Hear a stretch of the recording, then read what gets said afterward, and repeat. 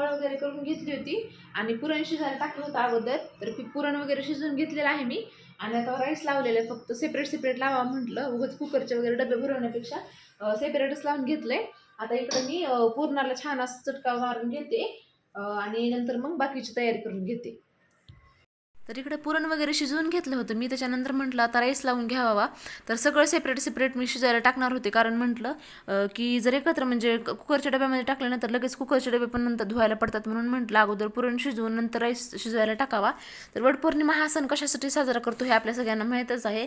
तर आपल्या नवऱ्याच्या दीर्घ आयुष्यासाठी आपण प्रार्थना करत असतो, सर्वांना माहीतच आहे ही गोष्ट. नंतर इकडे छान असे तांदूळ वगैरे धुवून घेतले मी आणि म्हटलं आता राईस लावून घ्यावा. तर बाकीच्या काही गोष्टी ज्या आहेत तर त्या हळूहळू सगळ्या माझ्या चालू होते करायला.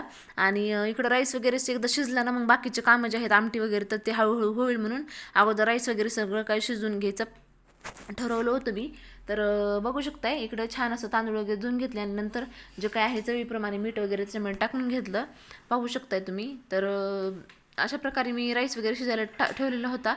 आणि जी मेहंदी वगैरे आहे तर ती मेहंदी मी छान अशी काढून घेतली होती रात्रीच. तर तुम्ही पाहू शकता मेहंदीला कलर जे आहे तर ते खूप सुंदर असा आला होता. आणि इकडं नंतर पुरण जे आहे तर ते मी डब्यामध्ये काढून ठेवलं होतं शिजून. तर पाहू शकता इकडे छान असं पुरण मी चाळणी वाटून दळून घेतलं होतं. तर मी पुरणपत्रामधून करत नाही, कारण मला त्याच्यातून अवघड जातं, म्हणून दळून मग असं मस्त असं त्याला चटका द्यावा म्हटलं. आता तर इकडं चटका देण्यासाठी पुरण गॅसवर ठेवलेलं पण होतं, पाहू शकताय. तर मला जास्त गोड वगैरे आवडतं ना, त्यामुळे मग मी जास्त साखर टाकली होती. पण खूप छान झालं होतं. पुरणपोळ्या ज्या होत्या ना एकदम मस्त झाल्या होत्या, खूप सुंदर अशा झाल्या होत्या, फुगून टम झाल्या होत्या.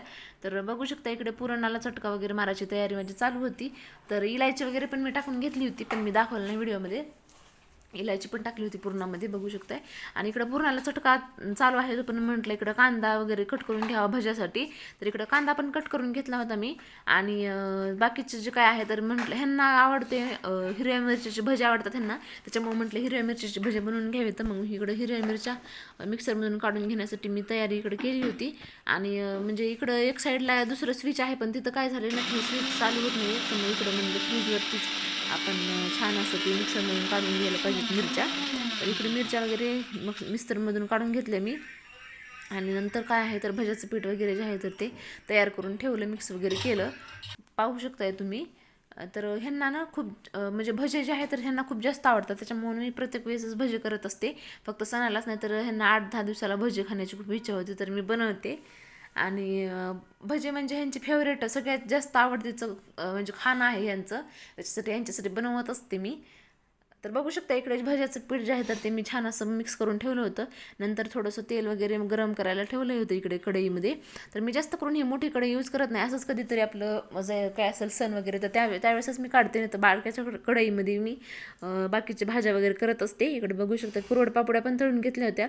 तर कुठल्याही सणाला भज्या आणि कुरवड पापड्याशिवाय मजा नाही आहे, बघू शकता इकडे मी ते पण करून घेतलं होतं. मला तर आवडते बाबा कुरवडी खूप जास्त खायला. नंतर भजे पण इकडे छान असं तळून घेण्यासाठी मी तयारी केली होती, पाहू शकताय तुम्ही. आणि दीदी पण येणार होती नंतर, तिचं पण आटपून तिकडचं काम वगैरे आहे तर ते.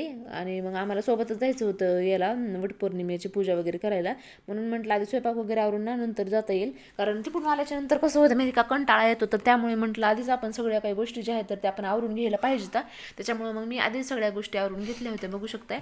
भजे पण इकडे छान असे तळून झाले होते माझे, पाहू शकताय तुम्ही. खूप छान असे भजे झाले होते, खूप टेस्ट पण खूप चांगली आली होती. याच्यामध्ये काय फक्त मी जिरे ओवा वगैरे जे काय आहे तर हे वाटून टाकलं होतं, कोथिंबीर वगैरे, बाकीचं काही नाही टाकलं दुसरं. खायचं सोडा तर मी कधीच वापरत नाही कुठल्या खाण्यामध्ये वगैरे. आणि इकडं मग मी म्हटलं लगेच आता आमटीची पण तयारी करून घ्यावी. मग त्याच्यासाठी 2 कांदे वगैरे छोटे छोटे भाजून घेतले होते मी. आणि आईने थोडंसं वाटण दिलेलं होतं काळं, तर ते पण त्याच्यामध्ये टाकलं. आणि दुसऱ्या ह्यांनी काळा मसाला म्हणून एक वाटण आणलेलं आहे, तर हे पण खूप छान आहे, त्याने पण खूप छान भाज्या किंवा आमटी वगैरे होते. तर बघू शकता इकडे आमटी जी आहे तर ती थोडीशीच केली होती आमची दोघांपुरतीच, कारण जास्त कशाला करायची ना उगाच वेस्टेज व्हायला, त्याच्यामुळे म्हटलं थोडीशीच केली होती. तर त्याच्यानंतर जे स्वयंपाक वगैरे आहे हे आटपून मी नंतर मी दीदीसोबत निघाले होते. जे तिकडचा जे दुसरा व्हिडिओ आहे तर ते काढला नाही. आजच्यासाठी एवढंच, पुन्हा भेटूयात, बाय, काळजी घ्या सर्वजण.